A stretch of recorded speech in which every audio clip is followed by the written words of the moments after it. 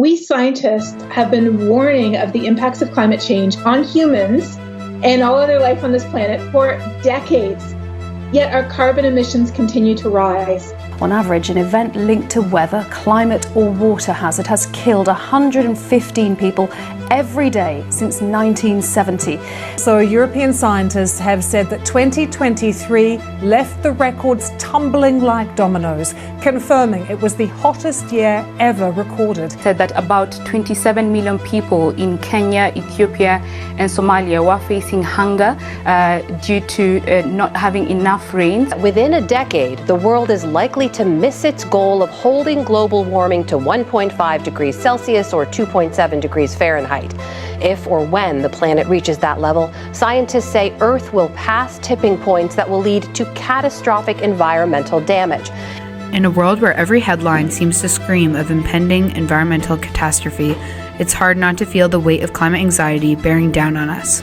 The news bombards us with tales of melting ice caps, raging wildfires, and vanishing species, painting a grim picture of our planet's future. But it's not just the magnitude of the crises that weighs heavily on our minds, it's the feeling of powerlessness that comes with it. Let's delve into how this relentless stream of alarming news contributes to our climate anxiety and what we can do about it.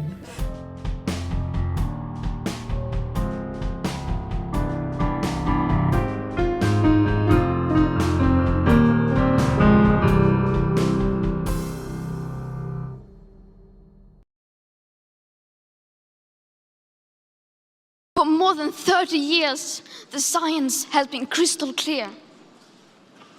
How dare you continue to look away and come here saying that you're doing enough when the politics and solutions needed are still nowhere in sight?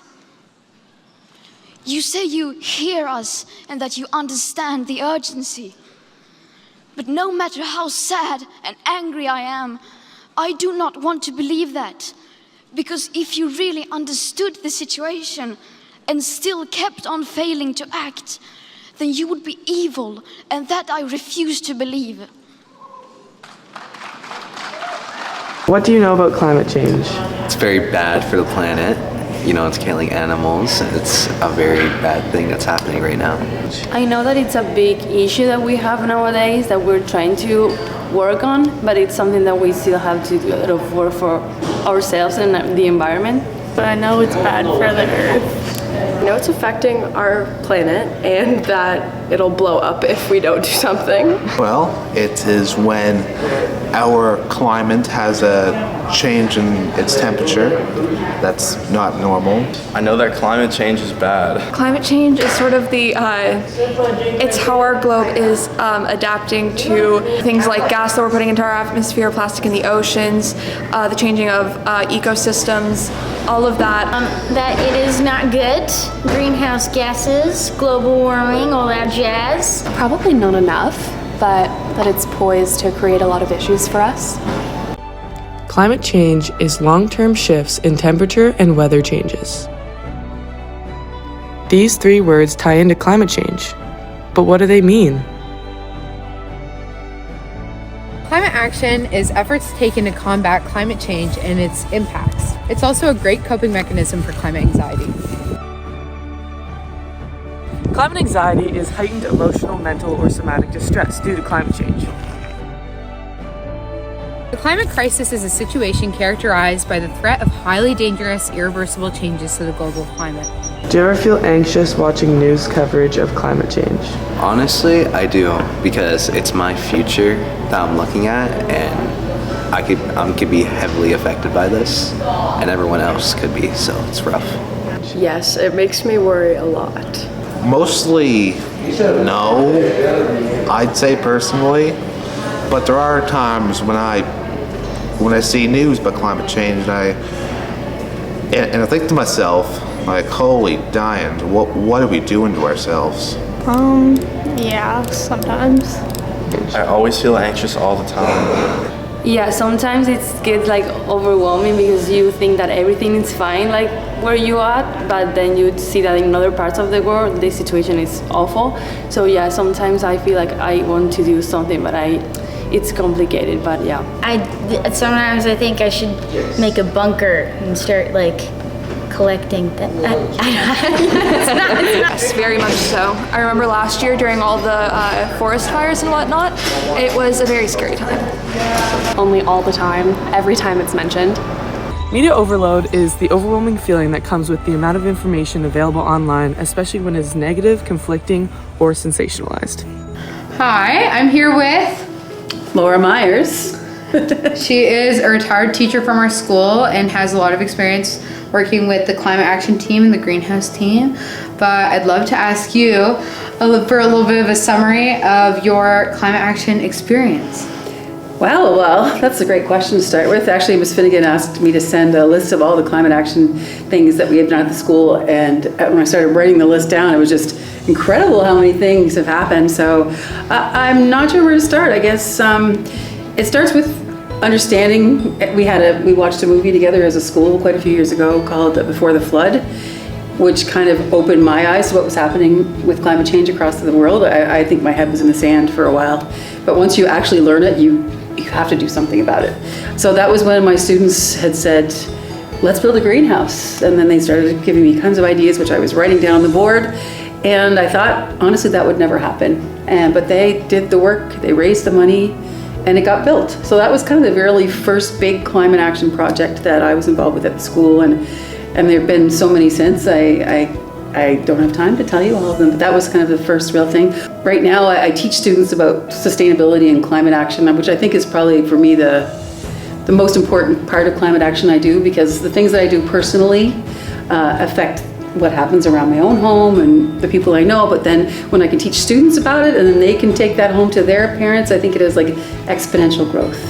And so that's probably the most important climate action I would say I do now. Given all of your knowledge on climate change and your involvement in climate action, have you ever experienced climate anxiety? Yes. I would say I probably experience it a little bit every day of my life.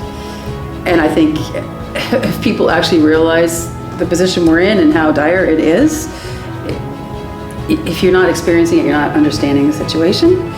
But I try not to focus on that, and I try not to stay on that, because whenever I do something that is good for the environment, or teaching people about it, or some kind of action, even going for a walk in the woods, something like that, it kind of relieves my anxiety a little bit. And then every day I'm reading things in the news, and some of the things are positive, some of the things are negative, and I just have to come back to, there are things that I can control, and stick with those things and know. And when I do those things, I get a sense of relief, but it's not something that you get over. Luckily for us, climate action is a great antidote to climate anxiety, and it's also the thing that's going to help us fight climate change. So that one thing is fighting both of those at the same time. So that's the good news. What is your opinion on the news coverage surrounding climate change? Well, I'm really pleased to see it in the news more often and hear it in the news more often. Like, certain broadcasting companies actually have made pledges that they're going to include a certain percentage of the coverage on climate change, so I hear it all the time. A lot of the coverage that we hear is stuff that's happening in North America, and I think there's so much happening in the rest of the world that is not covered. I'd like to see more positive coverage. Like, for example, What on Earth? That's a great podcast where they talk about good news. They talk about the science, but they also always include every time good news about climate education or something that's happening related to climate change. So I think that that's a balance. You have to kind of watch where you're listening and make sure that you spend some time listening to the good news too. I know you talked about how climate action has helped with your climate anxiety, but do you think that there are certain ways that climate action might worsen climate anxiety? That's a good question. When I work with students, I find I've never seen a time where students have done some kind of climate action project and they leave feeling more upset about the climate. However, I think sometimes it happens where people take steps and they think, oh, I'm making this really big step, I'm doing this thing at my house, and then they read like our emissions are still going up, or they read that the temperatures are still increasing, or they read what's happening in some other country, and then they start to think, well, my impact is so small, why am I doing this? So I can imagine a situation where it might backfire. Your career has been a lot of working with youth, so do you have any big hopes for the youth in our community when it comes to climate action? Actually, it's funny that you say that. Like, I would say youth give me hope.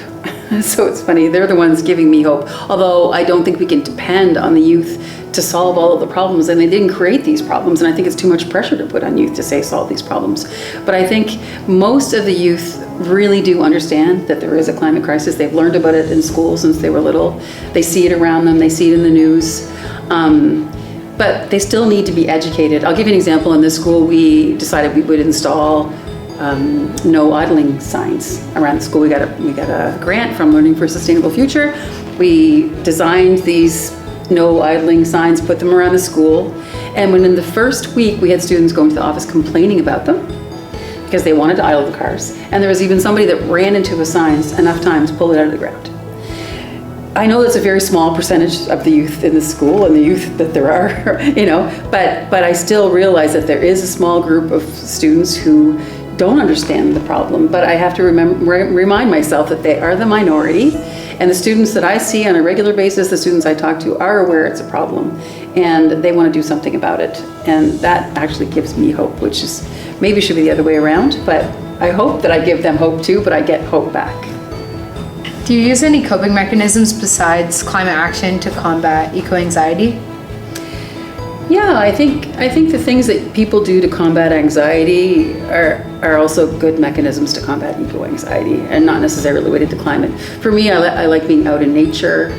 I like being out on the water, going for walks, listening to good music, reading good books. So these are things that I do to cope with anxiety in general and make me feel better about life. When you love something, you'll protect it. And so I think it's really important to spend time outside and love nature, and then you're going to want to protect it.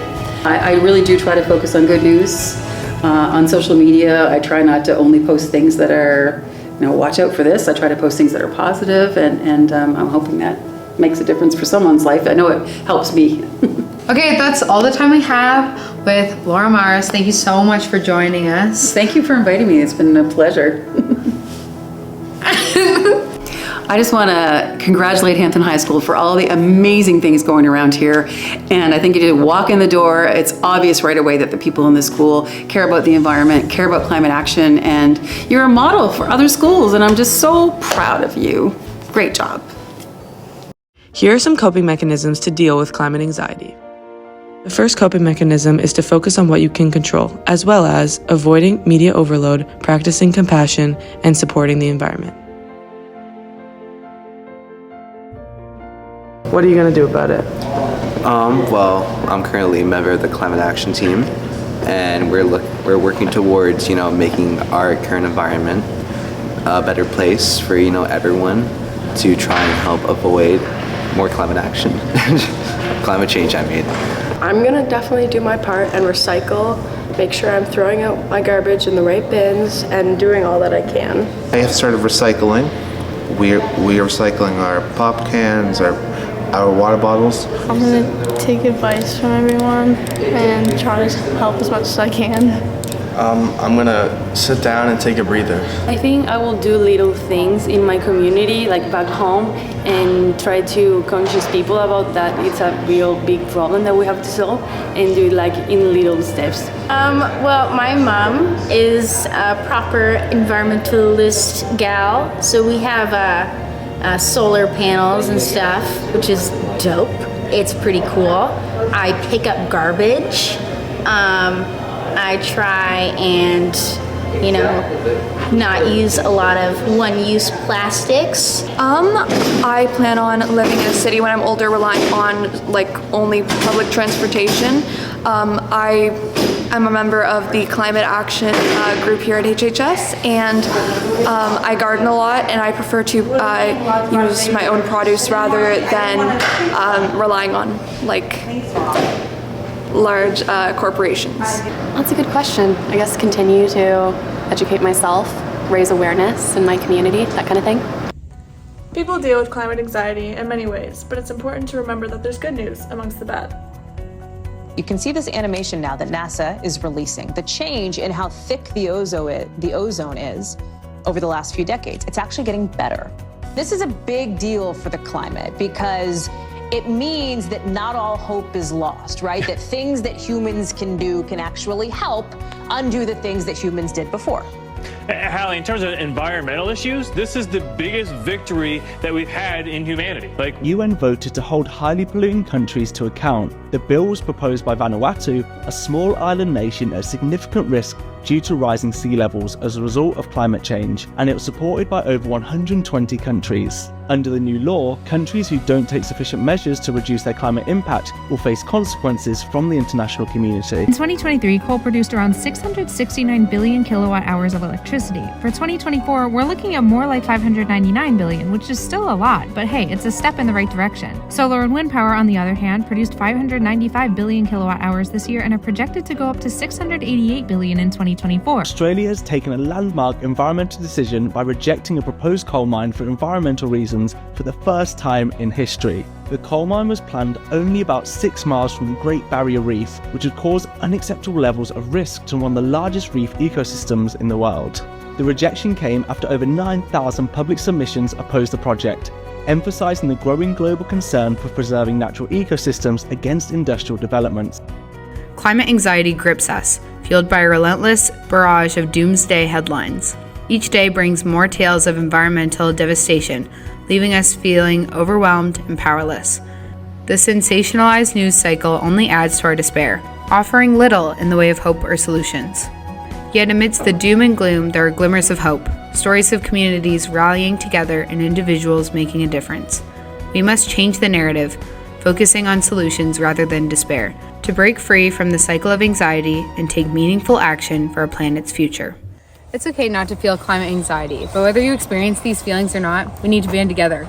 No one person can do this alone, so let's take action and make our world a better place.